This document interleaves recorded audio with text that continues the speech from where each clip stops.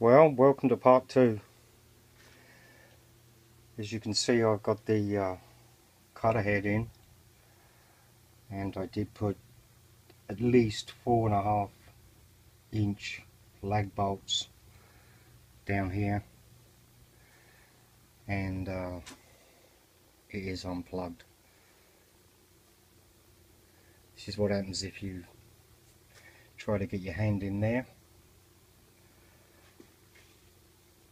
Down here I've got a chute made, hopefully deflect the chips, and good old duct tape.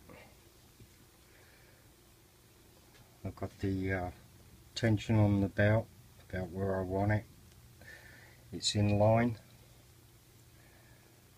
and process today is to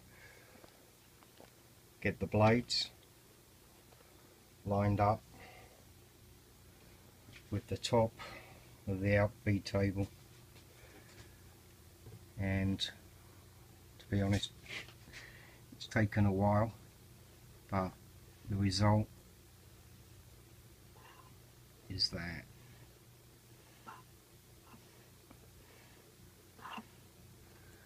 And if I use it the other side, I should get the same result.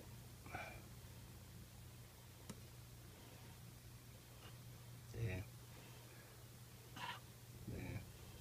I would say one blade is the fell low.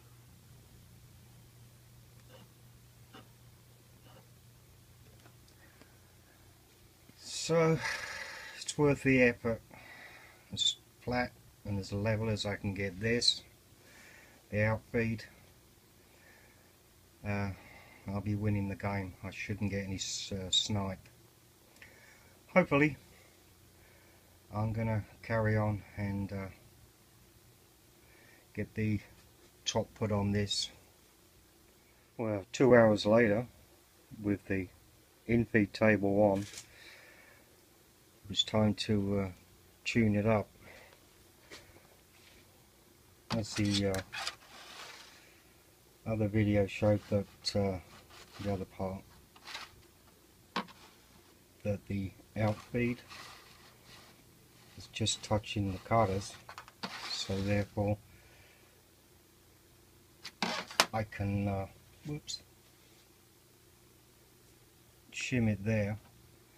I chose 25 thou. I want small cuts, take my time, slow feed,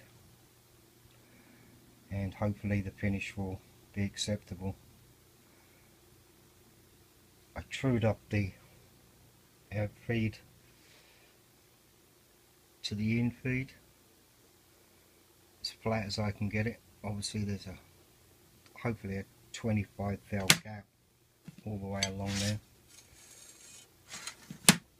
To make life easier, I found if I used scribe instead of a dial gauge and touched off on the blade 20 by some fine adjustment. Come on, you can touch it there, and you just scratch the 25.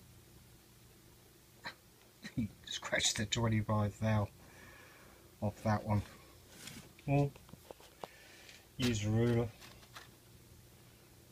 and dial it in.